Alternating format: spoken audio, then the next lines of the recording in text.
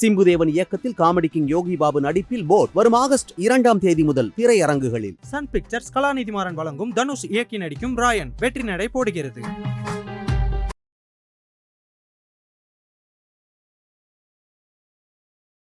அண்ணன் அவர்கள் என்னிடத்தில் ஜூலை 28 பேசுகிறார். உங்கள்கிட்ட பேசியிருக்காரு. கிட்டத்தட்ட 8 நிமிடங்கள் 49 வினாடிகள் என்னிடத்தில் பேசினார். நான் வியாழக்கிழமை வந்து விடுவேன் அண்ணா, உங்களை எப்படியும் வியாழன் அல்லது வெள்ளியிலே நான் சந்தித்து விடுவேன். கள்ளக்குறிச்சி சாராயச்சாவு மரணங்களை பற்றி அவர் தெளிவாக விளக்க வேண்டும், அந்த ஒளிப்பேழைகளை எடுத்து வாருங்கள் என்று என்னிடத்திலே சொல்லியிருந்தார். நான் அவசியமாக எடுத்து வருகிறேன் என்று சொன்னேன். வியாழக்கிழமை வந்ததும் காலை 11:45 மணி அளவிலே நான் அழைப்பு கொடுக்கிறேன். அண்ணன் எடுக்கவில்லை. மீண்டும் ஒரு 1/4 மணி நேரம் கழித்து திருப்பி அடிக்கிறேன், எடுக்கவில்லை. அண்ணன் எப்போதுமே எனக்கு பேசுவது காலை 11 மணிக்கெல்லாம் பேசி விடுவார். மறுநாள் வெள்ளிக்கிழமை அவர் இறக்கப் போகிறார் என்பது தெரிந்தோ தெரியாமலோ காலையில் நான் ஒரு 10:45க்கு அடித்து விடுவேன்.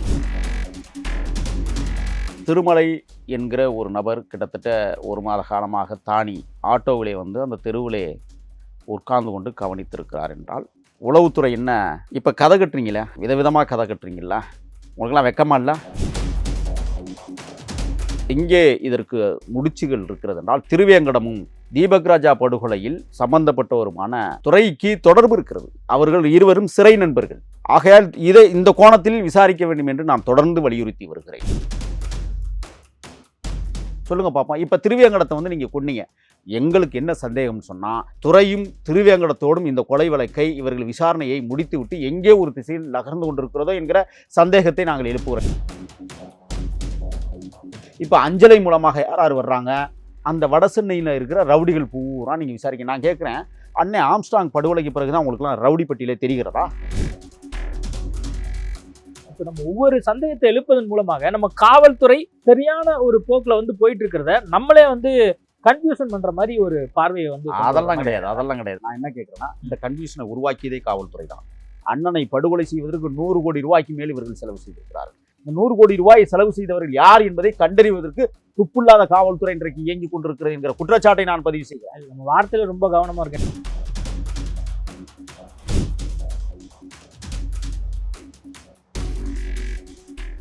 ஐபிசி தமிழ் நேயர்களுக்கு வணக்கம். இன்றைய நேர்காணலில் நம்மோடு இணைந்திருப்பவர் சமூக செயற்பாட்டாளர் முகிலன் அவர்கள். வணக்கம். வணக்கம். இந்த ஆம்ஸ்ட்ராங் கொலை வழக்கு சம்பந்தமாக கடந்த ஒரு சில நாட்களாக வந்து எல்லா ஊடகங்கள்லையும் நம்ம நிறையா செய்திகள் பார்த்துட்டு இருக்கோம். ஆரம்பத்தில் 11 நபர்கள் வந்து இவருக்கு ஸ்கெட்சு போட்டு கொலை பண்ணாங்க அப்படிங்கிற செய்தி வந்துச்சு. தற்போது இன்றைய நாள் பொறுத்த வரைக்கும் பார்த்தீங்கன்னா 18 நபர்கள் வந்து கைது செய்யப்பட்டிருக்கிறாங்க அப்படின்னு செய்திகள் வந்துட்டு இருக்கு. ஒவ்வொரு நாளும் வந்து ஒரு சுவாரஸ்யமான திருப்பங்கள் வந்துட்டு இருக்கு அப்படின்னு சொல்லி ஊடகங்களில் ஹெட்லைன்ஸ் வந்து போட்டுட்டே இருக்காங்க. ஆம்ஸ்ட்ராங் கொலை வழக்கை நீங்க எப்படி பார்க்குறீங்க? 30 நாட்களில் திட்டமிட்ட கொலையாளிகள் 3 வினாடிகளில் முடித்திருக்கிறது ஒரு மாபெரும் உயிரை. தினத்தந்தியில் வருகிற கன்னித்தீவை போல கதை நீண்டு கொண்டே போகிறது. இது முடிவுறா கதையாகத்தான் காவல்துறை எழுதிவிடுமோ என்கிற எண்ணம் மக்களிடத்திலே எழுந்து கொண்டே இருக்கிறது. ஏனெனில் முதல்ல கொலையாளிகள் கொலை செய்த அடுத்த 6 மணி நேரம் கழித்து சரண்டர் ஆனார். 2:30 மணிக்கு போய் அண்ணா நகர் K4 காவல் நிலையத்தில் சரண்டர் ஆகிறாங்க. கொலை செய்த இடம் பெரம்பூர், சரண்டரான இடம் அண்ணா நகர். வெறும் 20 நிமிடத்தில் அவங்க வச்சிருந்த இருசக்கர வாகனத்தில் வந்து சரண்டர் ஆகிருக்கலாம். ஆனால் அவர்கள் இந்த 6 மணி நேரம் எங்கே சென்றார்கள் என்பதை இதுவரை காவல்துறை தெளிவான விளக்கத்தை சொல்லவில்லை. அதற்கு முன்னால் கொலையாளிகள் அண்ணன் ஆம்ஸ்ட்ராங் அவர்கள் கட்டி கொண்டிருக்கிற அந்த சந்தை காட்டுகிறார்கள். அதில் கொலையாளிகள் ஓடுவதும் முடியாறுவதும் வண்டியிலே ஏறி ஓடுவதுமான அந்த கொலையாளிகள் அடுத்த தெருவுக்கு போகிறதெல்லாம் நம்ம காவல்துறை இதுவரை விளக்கம் சொல்லலை, காட்டலை. எங்கே காட்டியிருக்காங்க பார்த்துருக்குறீங்களா? அதற்கு பிறகு ஒரு வரைபடத்தை காவல்துறை திருவேங்கடம் என்கிற ஒரு நபரை என்கவுண்டர் செய்ததற்கு பிறகு வரைபடத்தை போட்டு மக்களிடத்திலே காட்டினார்கள். வழக்கு நிலுவையில் இருக்கும்போது, விசாரணையில் இருக்கும்போது சம்பந்தப்பட்ட குற்றவாளிகளுடைய புகைப்படங்களோ அல்லது சம்பந்தப்பட்ட நடவடிக்கைகளின் ஆதாரங்களோ வெளியிலே சொல்லக்கூடாது. இது நீதிமன்ற தீர்ப்புகள் பலவற்றில் சொல்லப்பட்டிருக்கிறது. அவசரமாக காவல்துறை ஏன் இதை வெளியிட வேண்டும் என்கிற கேள்வியை நான் எழுப்ப விரும்புகிறேன். ஒன்று, இப்போ நான் உள்ள நுழையணும்னு நினைக்கிறேன் இந்த விஷயத்தில். அண்ணன் அவர்கள் என்னிடத்தில் ஜூலை 28 பேசினார். உங்கள்கிட்ட பேசியிருக்காரு. கிட்டத்தட்ட 8 நிமிடங்கள் 49 வினாடிகள் என்னிடத்தில் பேசினார். நான் வியாழக்கிழமை வந்து விடுவேன் அண்ணா, உங்களை எப்படியும் வியாழன் அல்லது வெள்ளியிலே நான் சந்தித்து விடுவேன். கள்ளக்குறிச்சி சாராயச்சாவு மரணங்களை பற்றி அவர் தெளிவாக விளக்க வேண்டும், அந்த ஒளிப்பேழைகளை எடுத்து வாருங்கள் என்று என்னிடத்திலே சொல்லியிருந்தார். நான் அவசியமாக எடுத்து வருகிறேன் என்று சொன்னேன். வியாழக்கிழமை வந்ததும் காலை 11:45 மணி அளவிலே நான் அழைப்பு கொடுக்கிறேன். அண்ணன் எடுக்கவில்லை. மீண்டும் ஒரு 1/4 மணி நேரம் கழித்து திருப்பி அடிக்கிறேன், எடுக்கவில்லை. அண்ணன் எப்போதுமே எனக்கு பேசுவது காலை 11 மணிக்கெல்லாம் பேசி விடுவார். மறுநாள் வெள்ளிக்கிழமை அவர் இறக்கப் போகிறார் என்பது தெரிந்தோ தெரியாமலோ காலையில் நான் ஒரு 10:45க்கே அடித்து விடுகிறேன். அப்பொழுதும் அவர் அழைப்பை எடுக்கவில்லை. ஒருவேளை இந்த அழைப்பை எடுத்திருந்தால் எப்போதும் ஞாயிற்றுக்கிழமை தோறும் என் இல்லத்திற்கு வந்து சிறிது நேரம் ஓய்வெடுத்து விட்டு என்னிடத்திலே தமிழ் தேசிய அரசியலை தெரிந்து கொள்ளுகிற பக்குவத்தை எடுத்துக்கொண்டிருந்த காலப்பகுதி. ஏனென்றால் அவர் பெரம்பூர் பகுதியிலே வாழ்ந்த காரணத்தால் அவருக்கு தமிழ் தேசிய அரசியலை பற்றி படித்திருந்தாலும் கூட தெளிவான சிந்தனை, தெளிவான நீரோட்டத்தில் அவர் இறங்க வேண்டும் என்று ஆசைப்பட்டிருந்தார். திருமலை என்கிற ஒரு நபர் கிட்டத்தட்ட 1 மாத காலமாக தானி ஆட்டோவிலே வந்து அந்த தெருவிலே உட்கார்ந்து கொண்டு கவனித்திருக்கிறார் என்றால், உளவுத்துறை என்ன இப்போ கதை கட்டுறீங்களே, விதவிதமாக கதை கட்டுறீங்களா, உங்களுக்கெல்லாம் வெக்கமா இல்லை? ஒரு மாபெரும் மகத்தான மக்கள் தலைவனை பாதுகாக்க வேண்டிய பொறுப்பும் கடமையும் யாருக்கு இருக்கிறது? அவரே பாதுகாப்பு வேண்டான்னு சொல்லியிருந்தால் கண்காணிக்கக்கூடிய இடத்தில் காவல்துறை இருக்கிறதா இல்லையா? இந்த கேள்வியை நான் எழுப்ப விரும்புகிறேன். நான் எல்லா ஒட்டுமொத்த காவல் அதிகாரிகளையோ அல்லது காவலர்களையோ நான் எப்பொழுதும் குறை சொல்ல மாட்டேன். சம்பவ இடத்தில் இருக்கிற காவல் நிலையங்கள், கன்னியாகுமரி பள்ளியை அந்த விஷயங்களில் சின்னச்சேலம் காவல் நிலையத்தை நான் கடுமையாக பேசியிருக்கிறேன். இப்பொழுது சொல்லுகிறேன். இப்போ செம்பியம் காவல் நிலையம் இதுவரை என்ன செய்து கொண்டிருந்தது?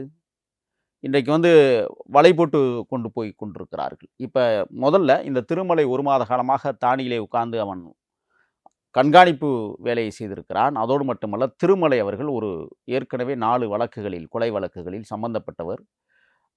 A+P என்கிற கிரேடிலே ஒரு குற்றவாளியாக அறிவிக்கப்பட்டவன். அவன் அடிக்கடி அண்ணன் ஆம்ஸ்ட்ராங் இடத்திலே குடிப்பதற்காக 500 1000 வாங்கி செல்கிற பக்குவத்தை ஏற்படுத்தி வைத்திருந்திருக்கிறான். அவன்தான் கொலையாளிகளுக்கு உளவு சொல்லுகிற வேலையை திட்டமிட்டு காய் நகர்த்துகிறான். நான் ஆரம்பம் முதலே சொல்லி வருகிறேன், திருமலையை முழுமையாக விசாரிக்கப்பட வேண்டும் என்று நான் சொல்கிறேன். ஆனால் இன்றைக்கு திருமலையினுடைய உறவினர்கள் என்று சொல்லக்கூடிய பிரதாப், முகிலன் போன்றவர்கள் எல்லாம் கைது செய்யப்பட்டு விசாரணை வளையத்திற்குள் கொண்டு வந்திருக்கிறது காவல்துறை. நான் ஆரம்பத்திலே சொன்னேன், இவனை பிடிச்சி சரியானபடி விசாரிங்கன்னு சொன்னேன். சரி, இது இருக்கட்டும். ஏன் அவசரமாக வந்து திருவேங்கடத்தை இவர்கள் பழி தீர்க்க வேண்டும்? யோசிச்சு பாருங்கள். சரியாக 8வது நாளே பழி தீர்க்கிறாங்க. ஞாயிற்றுக்கிழமை பழி தீர்க்கிறாங்க. அண்ணன் வெள்ளிக்கிழமை இறக்குறாரு. போன வெள்ளிக்கிழமை இறக்குறாரு. அடுத்த வெள்ளிக்கிழமை யாரை என்கவுண்டர் பண்ணுது காவல்துறைனா, துரை என்கிற துரைசாமியை புதுக்கோட்டை மாவட்டம் வேங்கடகுளத்திற்கு பக்கத்திலே திருவரங்குளம் என்கிற ஒரு ஊர், அது வந்து புதுக்கோட்டையிலேருந்து பட்டுக்கோட்டை போகிற சாலையில், அந்த திருவரங்குளம் வனப்பகுதி ஆர்எஸ்பதி யூக்கலிப்டஸ் காடுகள், தென்புறம் சிறிய காடு, வடபுறம் பெரிய காடு. வடபுறத்திலே பெரிய காடு எனில் உள்காட்டிற்குள் கொண்டு போய் இவர்கள் கொலை செய்திருக்கிறார். இந்த கொலையில் தொடர்ந்து நான் பேசுகிறேன், மர்மம் இருக்கிறது. கேட்டால் என்ன சொல்கிறாங்க? தீபக் ராஜா படுகொலையில் அருண் என்கிற கொலையாளிக்கு தங்கம் இடம் கொடுத்ததாக, இவரை கொலை செய்ததாக காவல்துறை சொல்லுகிறது. அருணை விட்டுவிட்டு இவரை ஏன் கொலை செய்ய வேண்டும்? ஏனென்றால் எங்கே இதற்கு முடிச்சுகள் இருக்கிறது என்றால், திருவேங்கடமும் அந்த தீபக் ராஜா படுகொலையில் சம்பந்தப்பட்டவருமான துறைக்கு தொடர்பு இருக்கிறது. அவர்கள் இருவரும் சிறை நண்பர்கள். ஆகையால் இந்த கோணத்தில் விசாரிக்க வேண்டும் என்று நான் தொடர்ந்து வலியுறுத்தி வருகிறேன். ஓகே, நீங்கள் பல்வேறு சந்தேகங்களை வந்து எழுப்புறீங்க. தொடர்ந்து கிட்டத்தட்ட 1 மாதம் காலமாக வந்து அவரை கண்காணிச்சிருக்கிறாங்க அப்படிங்கிறத தொடங்கி வேறு இடங்களில், அதுவும் வேறு மாவட்டத்தில் நடந்த கொலை வரைக்கும் நீங்கள் வந்து இன்டர்லிங்க் பண்ணி சொல்கிறீங்க இல்லையா? இப்போ இந்த விஷயம் தொடர்பாக தான் அவங்க வந்து என்ன சொல்கிறாங்க, காவல்துறை தரப்பா பொன்னை பாலு, ஹரிகரன், அருள், ராமு, இது மாதிரி தொடர்ந்து ஆம்ஸ்ட்ராங் கொலை வழக்கில் சம்மந்தப்பட்ட எல்லா ஆட்களையும் வந்து காவல்துறை வந்து விசாரிச்சுட்டு இருக்காங்க அப்படிங்கிற செய்திகள் வந்துட்டு இருக்கு. அப்போது ஒரு புறம் காவல்துறை அவங்களுடைய பணியை வந்து ஒரு பக்கம் பண்ணிகிட்டே இருக்காங்க. நீங்கள் சொல்கிறது எல்லாமே மர்மமாக இருக்குது, சில விஷயங்கள் வந்து இன்னும் வெளிப்படைத்தன்மை வேணும் அப்படிங்கிற ஒரு பார்வையில் இதை நீங்கள் சொல்கிறீங்க அப்படின்னு நம்ம புரிஞ்சுக்கலாம். அப்போது இந்த இடத்துல என்னென்னா, ஒவ்வொருத்தராக ஆம்ஸ்ட்ராங் கொலை வழக்கில் யாரெல்லாம் தொடர்பில் இருக்கிறாங்களோ அவங்க எல்லாத்தையுமே வந்து இந்த காவல்துறை பிடிக்க போகுது அப்படிங்கிற ஒரு இடத்துக்கு நகர்ந்துருச்சுல்ல? இல்லை, நீங்கள் இன்னொரு செய்தி இந்த குளத்தில் பார்க்கணுங்க. நான் அவங்க காவல்துறையை குறை சொல்லலை. ஒரு கோணத்தில் விசாரிச்சுட்டு போயிட்டுருக்காங்க. அவங்களுடைய விசாரணைக்கு நாம் எந்த விதத்திலும் இடையூறாக இருக்கக்கூடாது என்பதிலே கவனமாக இருக்கிறோம். ஆனால் காவல்துறைக்கு ஒரு அறிவுரையை சொல்லுகிறோம். இந்த வழியிலும் நீங்கள் விசாரிக்கப்பட வேண்டும். ஒரு வழி பாதை இது சரியானதாக இருக்காது. ஒரு தொடர் வண்டி ஓடுகிறது என்றால் 2 தண்டவாளத்தில் ஓடுனா தான் அது சரியாக போய் சேருங்கிறத நம்ம தெளிவாக சொல்லிக்கிட்டு இருக்கிறோம். நீங்கள் ஒரே பாதையில் தான் இன்று வரை பயணித்து கொண்டிருக்கிறது இந்த காவல்துறை. இன்னொரு விடயம் சொல்கிறேன். நான் துறையை நீங்கள் என்கவுண்டர் பண்ணீங்கல்ல, அவசரமாக என்கவுண்டர் பண்ணிட்டு திருப்பி ஞாயிற்றுக்கிழமை திருவேங்கடத்தை ஏன் என்கவுண்டர் பண்ணணும்? யோசிச்சு பாருங்க. ஒரு பகல் தான். வெள்ளிக்கிழமை இரவு துறை என்கவுண்டர், சனிக்கிழமை பிரச்சனை இருக்குது. அவங்க துறை வீட்டில் என்ன சொல்கிறாங்க, நீங்கள் எங்கள் வீட்டிலேருந்து பிடிச்சிட்டு போணுச்சு காவல்துறை அப்படின்னு சொல்லுது. ஆனால் அவங்க என்ன சொல்கிறாங்க, காட்டுக்குள்ளே தங்கியிருக்கும் போது நாங்கள் போய் சுற்றி வளைத்தோம், சுற்றி சுடுகிற போது அதாவது எங்களை வெட்ட வந்தான் ஒரு காவலருக்கு. எப்போதுமே நான் திருப்பி சொல்கிறேன், காவல்துறை பாதுகாப்புக்காக போகிற போது துப்பாக்கி எடுத்து போகிறாங்க. அவன் அருவா கொண்டு தான் வெட்டுறான். எப்படி வெட்ட முடியும்? அதுவும் லேசாக ஒரு 3 தையல் 4 தையல் போடுற அளவுக்கு தான் ஒரு கொலையாளி ஒரு காவல்துறை வெட்டுவானா? ஆனால் மற்றவர்களை வெட்டுகிற போது எப்படி அது ஆழமாக பதிகிறது? காவல்துறையை வெட்டுகிற போது மட்டும் ஏன் லேசாக பதிகிறது? இதற்கு காவல்துறை விளக்கம் சொல்லுமா? சொல்லுங்க பார்ப்போம். இப்போ திருவேங்கடத்தை நீங்கள் கொன்னீங்க. எங்களுக்கு என்ன சந்தேகம்னு சொன்னால், துறையும் திருவேங்கடத்தோடும் இந்த கொலை வழக்கை இவர்கள் விசாரணையை முடித்துவிட்டு எங்கே ஒரு திசையில் நகர்ந்து கொண்டிருக்கிறதோ என்கிற சந்தேகத்தை நாங்கள் எழுப்புகிறோம். ஏன்னா இதுவரை இவர்கள் விசாரணை செய்த அடிப்படையில் முதல்ல நீங்கள் கேட்ட கேள்விக்கு வந்துடுறேன். முதல்ல என்ன சொன்னாங்க, ஆற்காடு சுரேஷனுடைய நினைவு நாளான அந்த 5ஆம் தேதியை நாங்கள் படுகொலை செய்தோம் என்று அந்த ஆற்காடு சுரேஷனுடைய தம்பி உன்னை பாலு சொன்னதாக இவர்கள் அறிவித்தார்கள். ஆனால் அது மறைஞ்சிருச்சு. இப்போ அடுத்து அஞ்சலை தேடுறோம்னு சொன்னாங்க. யாரு? ஆற்காடு சுரேஷனுடைய கள்ளக்காதலி. நான் என்ன கேட்குறேன்னா, இங்கே சந்தேகங்களை நான் எழுப்புவதற்கு காரணம் காவல்துறை சரியான விளக்கத்தை சொல்ல வேண்டும் என்பதற்காகத்தான். நீங்கள் படத்தை போட்டு அம்புக்குறி போட்டு இவன் தான் வெட்டினான். நீங்கள் அந்த வீடியோவை பார்த்தீங்கன்னா ஹெல்மெட் மாட்டியிருக்க, தலைக்கவசம் மாட்டியிருக்கிற அவர்களை நீங்கள் எப்படி வரைபடத்தின் மூலமாக உருவாக்கி கொண்டு வந்தீர்கள்? இந்த கேள்வியை நான் எழுப்ப விரும்புகிறேன். இதுக்கு பதில் இருக்கா? சொல்லுங்க பாப்போம். அடுத்து அந்த இடத்துல அவங்க என்ன சொல்றாங்க, இப்போ காவல்துறை அந்த நபர்களை கைது செய்வதற்கான சந்தேகத்தை நீங்க எழுப்புறீங்க. எப்படி அந்த ஹெல்மெட் போட்ட நபர் தான் இந்த நபர்கள் அப்படின்னு நீங்க முடிவு பண்றீங்க அப்படின்னு கேக்குறீங்க. அவங்க தான் எல்லாம் மானிட்டர் பண்ணி தானே, சிசிடிவி கேமரா இருக்கு, அதுல எல்லாம் மானிட்டர் பண்ணி தானே ஒரு முடிவுக்கு வராங்க. கடைசியாக இப்ப வாக்குமூலமே வாங்க ஆரம்பிச்சிட்டாங்க. வாக்குமூலம் வாங்கி யாருல தொடர்பு வரைக்கும் அவங்க சொல்லிட்டு இருக்காங்க. நீங்க ஒரு செய்தியை புரிஞ்சுக்கணும். திருவேங்கடம் கொல்லப்பட்ட மறுநாள் நல்லா தெரிஞ்சுக்கணும், காலையில் 5:30 மணிக்கு சுட்டு கொல்லப்படுறாரு. அவர் எங்கேருந்து தப்பிச்சு போனார்? 13 கிலோமீட்டர் தப்பிச்சு ஓடி இருக்கிறாரு. இது காவல்துறை சொன்ன விடயம் தான், நான் சொல்லலை. ஆவடியில் இருந்து அவன் தப்பிச்சு போன இடம் 13 கிலோமீட்டர். அங்கே ஒரு தகர கொட்டா, அந்த தகர கொட்டாக்கில் வச்சு நாங்கள் சுட்டோம்னு சொன்னாங்க. சரி, உங்கள் பார்வைக்கு நான் வர்றேன். எப்படி 13 கிலோமீட்டர் ஓட விட்டீங்க? நீங்கள் கைவிலங்கு ஏன் போடலை? ஒரு சாதாரண சின்ன அடிதடி பிரச்சனை கூட நீங்கள் கைவிலங்கு மாட்டுக்கிற இந்த காவல்துறை இவ்வளோ பெரிய குற்ற நடவடிக்கையில் ஈடுபட்ட திருவேங்கடத்திற்கு ஏன் கைவிலங்கு போடலைன்னு நம்ம கேள்வி வைக்கிறோம். இதுக்கு பதில் உண்டா? இவங்க என்னன்னா, திருவேங்கடத்தோடு இந்த தொடர்பை அவர்கள் முறித்து கொண்டார்கள் என்று தான் நாங்கள் சந்தேகத்தை எழுப்புகிறோம். அதோடு மட்டுமல்ல, எனக்கு கொஞ்சம் டைம் கொடுங்க. ஏன்னா சில விஷயங்கள் இருக்குல்ல, ஆழ்ந்த விஷயங்கள் இருக்குது. என்னென்னா, இப்போ திருவேங்கடம் என்கவுண்டர் கொல்லப்பட்டது காலையில் 5:30 மணி. ஆனால் அந்த சிசிடிவி ஃபுட்டேஜ் அவங்க வெளியிடுறது 9 மணிக்கு தான் வெளியிட்டாங்க. நீங்கள் கேட்குற கேள்விக்கே நான் வரேன். மார்ஃபிங் பண்ணி வெளியிட்டாங்களா? எப்படி ஒரு தலைக்கவசம் அணிந்திருந்த ஒரு நபர் இவர் தான் சொல்லி நீ அடையாளப்படுத்துகிற? யாரை கேட்டு நீ அடையாளப்படுத்தின? சொல்லுங்கள் பார்ப்போம். வெட்டுகிற காட்சிகள் இருக்குது. அதுக்கு பிறகு கேமரா நகலலை. கேமரா ஒரு ஃபிக்ஸட் கேமரா. இந்த கேமராவுக்குள்ளே அண்ணன் விழுகிறது, கீழே கிடக்கிறதெல்லாம் காட்டலை. ஓங்கி வெட்டுறதை மட்டும்தான் காட்டாங்க. அதை என்ன செய்கிறாங்க, ரவுண்ட் ஷேப் பண்ணி காலி பண்ணுறாங்க.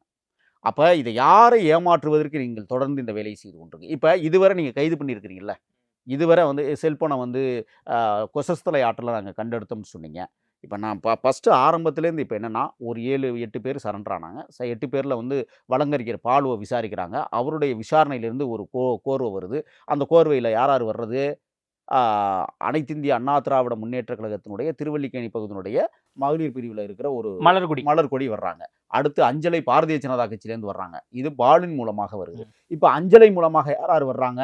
அந்த வடசென்னையில் இருக்கிற ரவுடிகள் பூரா நீங்கள் விசாரிக்க. நான் கேட்குறேன், அண்ணே ஆம்ஸ்ட்ராங் படுகொலைக்கு பிறகு தான் உங்களுக்குலாம் ரவுடி பட்டியலே தெரிகிறதா? இதுக்கு முன்னாடி உங்களுக்கு ரவுடி பட்டியலே தெரியலையா? நான் கேட்குறேன். அப்போ இவர் இறந்ததற்கு பிறகு தான் எல்லா ரவுடிகளையும் நீங்கள் இப்போ என்ன கொண்டு வரீங்கன்னா, ரவுடிகளுக்கும் ரவுடிக்கும் நேர்ந்த பகையால் இப்போ ரவுடி வீழ்த்தப்பட்டார் அப்படிங்கிற செய்தியை சொல்ல வர்றீங்களா? ஏற்கனவே ஒரு செய்தியை சொன்னீங்க, ஆற்காடு சுரேஷ் கொலைக்கு பழிக்கு பழினீங்க. அடுத்து என்ன சொன்னீங்க, ரவுடிகளுக்குள்ள நடந்த மோதலில் ஆம்ஸ்ட்ராங் படுகொலைன்னு அப்புறம் சொன்னீங்க. இப்போ என்ன சொல்ல வரீங்க, இரும்பு தாதுகள் விற்பனை செய்யக்கூடிய வடசென்னை பகுதிகளில் அவுட்டோர் ஏரியாவில் விற்கக்கூடிய பல 100 கோடிகள் வியாபாரத்தன்மையுடைய அந்த பிரச்சனையில் இன்றைக்கி ஒரு பிரச்சனையை நீங்கள் கொண்டு வரீங்க. இப்போ நாங்கள் என்ன கேட்குறோம் சொன்னால், இந்த நான் ஏற்கனவே சொன்னதை போல துரைசாமி என்கவுண்டருக்கும் திருவேங்கடம் என்கவுண்டருக்கும் ஒரு தொடர்பு இருக்கிறது. இந்த தொடர்பை வெளிச்சத்துக்கு கொண்டு வாருங்கள் என்று தான் நாங்கள் கோரிக்கை வைக்கிறோம். ஏன் இந்த கோணத்தில் நீங்கள் இதுவரை விசாரிக்கவே இல்லை? சரி, இதுவரை நீங்கள் விசாரித்து இத்தனை பேரை இது பண்ணிட்டு இருக்கிறீங்க. இப்போ சிசிங் ராஜான்னு ஒருத்தரை சேஸ் பண்ணிக்கிட்டு இருக்கிறீங்க. அடுத்து பார்த்தீங்கன்னா இன்னொருத்தர் முக்கிய குற்றவாளின்னு சொல்லக்கூடிய சம்பவம் செந்தில். சம்பவம் செந்தில் போய் நாங்கள் இத்தாலியில கண்டுபிடிக்க போறோம்னு சொல்லிட்டு இன்னைக்கு பேசுறீங்க. சிசிங் ராசா மயிரிழையில் தப்பித்தார்னு கொண்டு வரீங்க. இதெல்லாம் யாரை நீங்க ஏமாத்துறீங்க நான் கேட்குறேன். அப்ப இவ்வளவு நாளா இந்த மாதிரி நபர்களுடைய புகைப்படங்கள் உங்கள்கிட்ட இருந்துச்சா இல்லையா? சம்பவம் செந்தில் குமார், அவனுடைய பேர் செந்தில்குமார். இப்போ அவனுடைய அந்த புகைப்படங்கள் பல வழக்குகளுக்கு அவன் ஆசராயிருக்கான். ஏன் இதுவரை உங்கள்கிட்ட புகைப்படம் இல்லை? இந்த கேள்வி இருக்கா இல்லையா? அப்போ உங்களுடைய பார்வை, உங்களுடைய கோணம், உங்களுடைய விசாரணை எல்லாமே மக்களை முட்டாளாக்குகிற விஷயமாக கருதப்படுகிறது. இதுதான் நான் வைக்கிற குற்றச்சாட்டு. நீங்க உண்மைத்தன்மையை சொல்லுங்க. இதுல நாங்க சொல்றோம், இது அரசியல் திட்டமிட்ட படுகொலை. முதல்ல என்ன சொன்னாங்க, அடுத்து ஆருத்ரா சம்பந்தப்பட்டு, இப்ப நாங்க சொல்றோம் ஆருத்ரா விசாரிங்கன்னு தான் சொல்றோம். அதான் இப்போ ஆற்காடு சுரேஷனுடைய கொலைக்கு பழி தீர்ப்பதற்காக ஆம்ஸ்டாங்க கொலை பண்ணோம் அப்படிங்கிற ஒரு பார்வை வந்துச்சு. ஆருத்ரா விவகாரம் வந்துச்சு. அதே மாதிரி இப்போ பல்வேறு கோணங்கள்ல இது மாதிரி நகர்ந்துகிட்டே இருக்கு இல்லையா? இப்ப நீங்க சொல்றது இன்னொரு கோணத்தை பார்க்க வேண்டிய ஒரு கட்டாயத்துக்கு நம்மளுமே தள்ளப்பட்டிருக்கோம். இப்போ நம்ம ஒவ்வொரு சந்தேகத்தை எழுப்பதன் மூலமாக நம்ம காவல்துறை சரியான ஒரு போக்குல போயிட்டு இருக்கிறத நம்மளே கன்ஃபியூஷன் பண்ற மாதிரி ஒரு பார்வையை அதெல்லாம் கிடையாது. நான் என்ன கேட்கிறேன்னா, இந்த கன்ஃபியூஷனை உருவாக்கியதே காவல்துறை தான். நீங்கள் என்ன செஞ்சிருக்கணும், முதல்ல இந்த படுகொலை எதனால் நடந்தது என்பதை மக்கள்கிட்ட தெளிவா விளக்கம் சொல்லணும். முதல்ல நீங்க தான் சொன்னீங்க, என்ன நடந்தது, ஆற்காடு சுரேஷ் கொலையில தான் பழிக்கு பழி எடுத்தோம்னு சொன்னாங்க. ஆற்காடு சுரேஷ் கொலைக்கும் அண்ணனுக்கு என்ன தொடர்பு இருக்கிறது? இன்னைக்கு அந்த மாநில கட்சியினுடைய தலைவர் பிஎஸ்பி மாநில தலைவர் என்ன அறிவிச்சாங்க, ஆற்காடு சுரேஷ் எங்கள் கட்சியை சேர்ந்தவர், எங்கள் தொண்டரணி படையை சேர்ந்தவர், அவருக்கும் இந்த அண்ணன் ஆம்ஸ்ட்ராங்குடைய கொலைக்கும் எந்தவித தொடர்பும் இல்லைன்னு இன்னைக்கு வெளியில சொல்லியிருக்கிறாங்களா இல்லையா? அப்போ நீங்க என்ன விசாரணை தான் பண்ணிட்டு இருக்கீங்க? நீங்க எந்த கோணத்துல நீங்க இப்போ ஏதாவது ஒரு கோணத்தையாவது நீங்க உறுதிப்படுத்தி இருக்கிறீங்களா? இல்லையே. இப்போ நாங்க அந்த கோணத்தை சொல்றோம், இந்த கோணத்துல விசாரிங்கன்னு சொல்றோம். இப்போ நான் இன்னொன்று கேட்குறேன், சம்பவம் செந்தில்குமார் தென் மாவட்டத்தை சேர்ந்தவர். இன்றைக்கு சம்பவம் செந்தினுடைய அவருடைய நண்பர் என்று சொல்லக்கூடியவரும் ஆற்காடு சுரேஷுக்கும் நண்பர் என்று சொல்லக்கூடிய சிவாங்கிறவனை இன்னைக்கு கைது பண்ணியிருக்கிறேன். வழக்கறிஞர். நான் இந்த வழக்கில் அண்ணன் ஆம்ஸ்ட்ராங் கொலை வழக்கில் கிட்டத்தட்ட இதுவரை 7 வழக்கறிஞர்கள் கைது செய்யப்பட்டு 5ன்னு சொல்லி தகவல் வருது. அது எந்த 7 வழக்கறிஞர்கள் 7 வழக்கறிஞர்கள். இதுல திராவிட முன்னேற்ற கழகத்தைச் சேர்ந்த அருண் என்கிறவரும் இதுல பிடிபட்டிருக்கிறார். அருள் அவரோட சேர்ந்து 3 பேர். ஏன்னா அந்த கொலையாளிகள் பயன்படுத்திய கத்தியை அங்கதான் கொண்டே போட்டாங்களாம் அப்படிங்கிற ஒரு செய்தியை இதே காவல்துறை தான் சொல்லுது. இப்ப இதுவரை சொன்ன விதங்கள் எல்லாமே யாரும் கற்பனையா சொல்லல. காவல்துறை எந்த செய்தியை வெளியிலே கசிய விடுகிறதோ அந்த செய்தி வெளியிலே வந்து கொண்டிருக்கிறது. அனைத்து மீடியாவிலும் அது ஒளிபரப்பப்படுகிறது, பரபரப்பாக்கப்படுது. இல்ல இப்போ ஹரிகரன் அப்படிங்கிற ஒரு நபர் தான் எல்லா ரவுடிகளுமே ஆர்கனைஸ் பண்ண பார்த்தார் அப்படிங்கிற ஒரு செய்தி கூட. இன்னொன்னு சொல்றேன், அந்த ஹரிகரனே சொல்றாரு, நான் தான் ஆம்ஸ்ட்ராங் கொலைக்கு வரைபடமே போட்டேன், இப்படித்தான் கொல்லணும்னு சொல்லி போட்டேன்னு சொல்லி ஹரிகரன் சொன்னதா இப்ப விசாரணையில இருக்கான். அவன் நீதிமன்ற விசாரணையில இன்னையோட முடியுது அவனுக்கு. இப்போ இன்னோட முடிச்சு திருப்பி கொண்டே சிறையில் அடைச்சிருவாங்க. இப்போ இவன் கொடுத்த வாக்குமூலத்தின் அடிப்படையில் பார்த்தோம்னா நான் தான் எல்லாமே செஞ்சேங்கிற மாதிரி கொண்டு வராங்க. அப்போ இவன் தான் எல்லாம் செஞ்சேன்னு சொன்னால் நீங்கள் ஏன் சம்பவம் செந்தில் தேடிக்கிட்டு இருக்கீங்க? இப்போ புரியுதுங்களா உங்களுக்கு? அப்புறம் ஏன் சிசிங் ராஜாவை நீங்கள் போய் தேடிட்டு இருக்கிறீங்க? அப்போ யாரை நீங்கள் பித்தலாட்டம் பண்ணுறதுக்காக பண்ணிக்கிட்டு இருக்கீங்கன்னு நான் கேட்குறேன் இந்த கேள்வியை. காவல்துறை விசாரணை என்பது நேர்மை. நான் இதில் சிபிஐ விசாரணை வேண்டும் அப்படிங்கிறதெல்லாம் எனக்கு உடன்பாடு இல்லை. ஏன்னா ஏற்கனவே தமிழ்நாட்டில் சிபிஐ விசாரணை கோரிய வழக்குகள் இதுவரை என்ன கண்டுபிடிச்சிருக்காங்க? ராமசாயம் கொலை வழக்கில் சிபிஐ ஏதாவது முடிச்சு வச்சிருக்கிறாங்களா? இல்லை இவர் நம்ம வழக்கறிஞர் சங்கரசுப்பனுடைய மகன் கொலை வழக்கில் ஏதாவது இதுவரை தீர்ப்பு எழுதப்பட்டிருக்கிறதா சிபிஐ மூலமாக? அப்போ இன்னைக்கு இருக்கிற சிபிஐ முழுக்க ஆர்எஸ்எஸ் சிபிஐயா இருக்கு. அந்த சிபிஐ வந்தா இப்போ ஆர்த்ரா கோல்டு நிறுவனம் இதில் தலையிட்டிருப்பதாக நாம் கருதுகிறோம் என்றால், ஆர்த்ரா கோல்டு நிறுவனத்தில் அங்கம் வகிக்கிற பாரதிய ஜனதா கட்சியினுடைய தலைவர்கள் ஈடுபட்டிருக்கிறார்கள். அப்போ இது ஆர்எஸ்எஸ் ஈடுபட்டு இருக்கிறது. அப்ப இவர்களை எப்படி இந்த சிபிஐ விசாரணை செய்யும்? இந்த கேள்வியை நாங்கள் எழுப்புறோம். இப்ப சிபிசிஐடி மீது கொஞ்சம் நம்பிக்கை ஏன் வைக்கிறோம்னு சொன்னா, ஏற்கனவே வேங்கவயல் பிரச்சனையில் நீங்க ஆடிய கபட நாடகம், கனியாமூர் பள்ளியில் நீங்கள் ஆடிய கபட நாடகம், நாங்குநேரியில் நீங்கள் ஆடிய கபட நாடகம் எல்லாம் எங்களுக்கு தெரியும். ஆனால் இதுல ஏன் நாங்கள் நம்பிக்கை வைக்கிறோம்னு சொன்னா, எழுச்சி தமிழர் அண்ணன் திருமாவளவன் தொடர்ந்து இதை அழுத்தி வலியுறுத்தி இந்த வழக்கை உன்னிப்பாக கவனித்துக் கொண்டிருக்கிறார். தினந்தோறும் அவர் அறிக்கை கொடுத்து கொண்டிருக்கிறார். முறையாக விசாரணை வேண்டும், தெளிவாக விசாரணை செய்யப்பட வேண்டும் என்று தொடர்ந்து நெருக்கடி கொடுத்ததனுடைய விளைவுதான் இன்றைக்கு திராவிட முன்னேற்ற கழக அரசு கூட 2026 நாம் தனித்தே போட்டியிடலாமா என்கிற முடிவுக்கு வந்து விட்டார்கள். காரணம், அண்ணன் அவர்கள் இந்த வழக்கிலே துரிதமாக துல்லியமாக கவனித்துக் கொண்டிருக்கிற காரணத்தால் அரசியல் நிலைமைகளே மாறப்போகிற ஒரு சூழலை இந்த வழக்கு உருவாக்கி இருக்கிறது. ஆக நாம் என்ன கோருகிறோம் என்றால், காவல்துறை திட்டமிட்ட விசாரணையை தொடங்குங்கள். இதுவரை விசாரணை செய்தது போலித்தனமாக இருக்கிறது. என்ன சார் அப்படி சொல்லிட்டீங்க? இப்போ பார்க்கக்கூடிய நேயர்களோ அல்லது இது சம்பந்தமா வந்து அந்த சம்பந்தப்பட்ட குடும்பமோ இதை வந்து எப்படி பார்ப்பாங்க? இப்போ பிடிச்சவங்க எல்லாருமே வந்து சரியான நபர்கள் இல்ல மாதிரியும், நீங்க சொல்றது பார்த்தா புதுசா இன்னும் 10 பேரை கைது பண்ணி ஒரு எடுத்துக்காட்டு அதுக்கப்புறம் வந்து இல்ல, ஒரு இவங்க தான் உண்மையான எடுத்துக்காட்டு நான் குற்றவாளி சொல்லவா? அப்படின்னு சொல்ற இல்ல, மாதிரி ஒரு எடுத்துக்காட்டு. ம். அஞ்சலைங்கிற அம்மாவை எதுக்கு இந்த வழக்குல கொண்டு வராங்க ம். சொல்லுங்க. ஆற்காடு சுரேஷனுடைய 7வது அஞ்சலைக்கு 7வது காதலன். நான் கேட்கிறேன், இல்ல, சொல்லுங்க. எத்தனையாவது இல்ல, இருந்துட்டு நான் என்ன போட்டோம். இல்ல, கேட்கிறேன்னா, நான் என்ன கேட்கிறேன்னா, இப்ப அஞ்சலியை கொண்டு வரதுக்கான காரணம் இவங்களும் ஆம்ஸ்டாங் கொலையில தொடர்புல இருக்காங்க, அவ்வளவுதானே? இப்ப நான் அவங்க ஒரு ஏரியா ரவுடி, அந்த பகுதியில ஒரு ரவுடியா இருக்கிறாங்க, இல்ல. அவ்வளவுதானே? வட சென்னையில இருக்கிற அத்தனை ரவுடிகளையும் கூப்பிட்டு விசாரிக்கிற இது ஒரு பொழப்பா? ம். நான் கேட்கிறேன், எல்லா ரவுடியும் இப்ப கூப்பிட்டு விசாரிக்கிற நேரமா அது? நீ இதுல தலையிட்டியா, நீ இதுல தலையிட்டியான்னு கேட்கறதுக்கு இது நேரமா? உண்மை குற்றவாளிகளை உலகத்துக்கு சொல்லுங்கன்னு தானே நாங்க கேட்கிறோம். இப்ப நான் என்ன சொல்றேன்னா, ஏற்கனவே துரைசாமியை ஏன் என்கவுண்டர் பண்ணியா? இப்ப அதுக்கு பதில் சொல்லுங்க. திருவேங்கடத்தை ஏங்க என்கவுண்டர் பண்ணியா? இதுக்கு பதில் சொல்லுங்க. இதுக்கு பதில் இல்லாம நீங்க வந்து கடந்து போகணும்னு நினைச்சீங்கன்னா, எங்களுக்கு சந்தேகமா அந்த இருவருடைய என்கவுண்டர்ல தான் இருக்கு. இப்ப நான் சொல்றேன், இதற்கு பின்னால் ஒளிந்திருக்கிற மர்மங்கள், ஆருத்ரா கோல்டு நிறுவனம், மணல் கொள்ளை மாபியா கும்பல்களும் இதிலே உடன்பட்டு சேர்ந்து கொண்டு அண்ணனை கொலை செய்திருக்கிறது. நான் குற்றச்சாட்டு வைக்கிறேன். இல்ல, நீங்க ஒரு புதிய பார்வை வைக்கிறீங்களே. ஆருத்ரா விஷயம் வந்து ஃபர்ஸ்ட் 2-3 நாள் அதை பத்தி பேசப்பட்டது, அதுக்கப்புறம் பேசுறது இல்ல. இப்ப சம்பவம் செந்தில், அப்புறம் வந்து சீஸ் ராஜா அவங்க பேர் வரைக்கும் வந்துருச்சு. அப்போ ட்ராக் வேற எங்கேயோ போற மாதிரி நான் என்ன திசை கேட்கிறேன், தெரியுது. எல்லாத்தையும் ஒத்துக்கொண்ட ம். தமிழ் மாநில காங்கிரசினுடைய அந்த பொறுப்பாளர் ஹரிஹரன் எல்லாத்தையும் ஒத்துக்கிட்டான்ல. இப்ப நான் என்ன கேட்கிறேன், அஞ்சலிக்கு எப்படி 50 லட்ச ரூபா பணம் வந்துச்சு? விசாரிச்சிங்களா? அதை அஞ்சலிக்கிட்ட 50 ரூபா என்ன சொன்னீங்க? அவ கந்து வட்டிக்கு விட்டு அந்த காசை கொடுத்தோம்னு சொன்னீங்க. அடுத்து வந்து அதிமுக அந்த மலர்கொடி வந்து என்ன சொன்னாங்க? அவங்கள்ட்ட இருந்து 50 லட்ச ரூபா. இன்னைக்கு ஒரு வழக்கறிஞரை கைது பண்ணியிருக்கிறாங்க, உங்களுக்கு தெரியுமா? சிவகுருநாதன். ஆமா, இந்த சிவகுருநாதன் வீட்டில் 9 லட்ச ரூபா பணம் எடுத்துருக்கிறேன்னு சொல்றாங்க.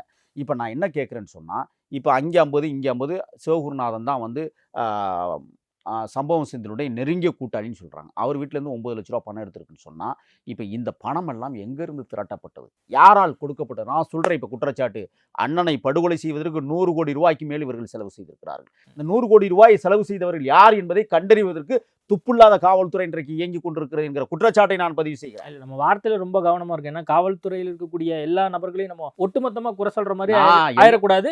அதே சமயத்துல காவல்துறையும் வந்து முடிஞ்ச அளவு அவங்களுக்கு கொடுக்கப்பட்டிருக்க பணியை வந்து தொடர்ந்து செஞ்சுட்டே இருக்கிறாங்க அப்படிங்கிறத நம்ம பார்த்துட்டு தானே இருக்கோம். இப்ப நான் இன்னொன்னு கேட்கிறேன், வேற திருவண்ணாமலையில் இருக்கிற காவல் நிலையத்தை பத்தி நம்ம பேசுறோமா?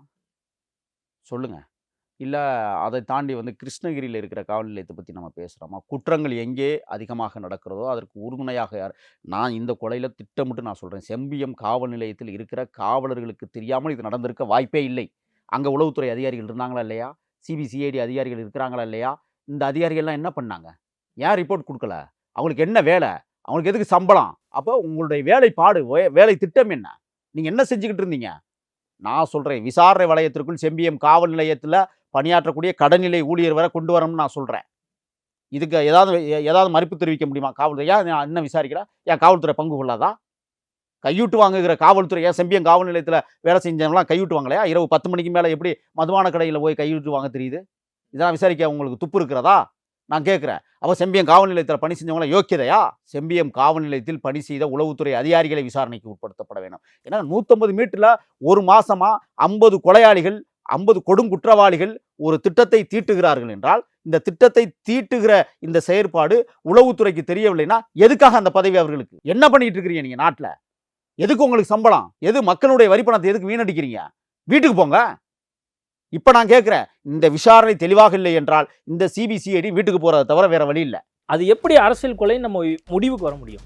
அதாவது இதுல வந்து இன்னொரு சந்தேகம் இருக்கு. நான் உங்களுக்கு சொல்லிடுறேன். திருவேங்கடம் படுகொலை என்கவுண்டர் இருக்குல்ல, இந்த திருவேங்கடம் ஏற்கனவே சங்கரமடத்தோடு தொடர்பில் இருக்கிறவன். இப்ப நான் என்ன கேட்கிறேன்னா, திருவேங்கடம் ஏன் சங்கரமடத்தோடு தொடர்பு படுத்தி இவன் பௌத்தத்தை பரப்புகிறான், ஆகையால் இவனை திட்டமிட்டு காலி செய்வதுதான் சரியானதாக இருக்கும், இந்து மதத்தை உடைக்கிறான் என்று காஞ்சி சங்கரமடம் ஏன் இதில் தலையிட்டு இருக்கக்கூடாதுன்னு நான் கேள்வி வைக்கிறேன். ஏன் அதனால தான் திருவேங்கடத்தை நீங்கள் போட்டிங்களா? இப்போ நாங்கள் இந்த சந்தேகத்தை எழுப்புறோம்ல, இதுக்கு பதில் சொல்லுங்கள். சிம்புதேவன் இயக்கத்தில் காமெடி கிங் யோகி பாபு நடிப்பில் போட் வரும் ஆகஸ்ட் 2ஆம் தேதி முதல் திரையரங்குகளில். சன் பிக்சர்ஸ் கலாநிதிமாறன் வழங்கும் தனுஷ் இயக்கி நடிக்கும் ராயன் வெற்றி நடை போடுகிறது.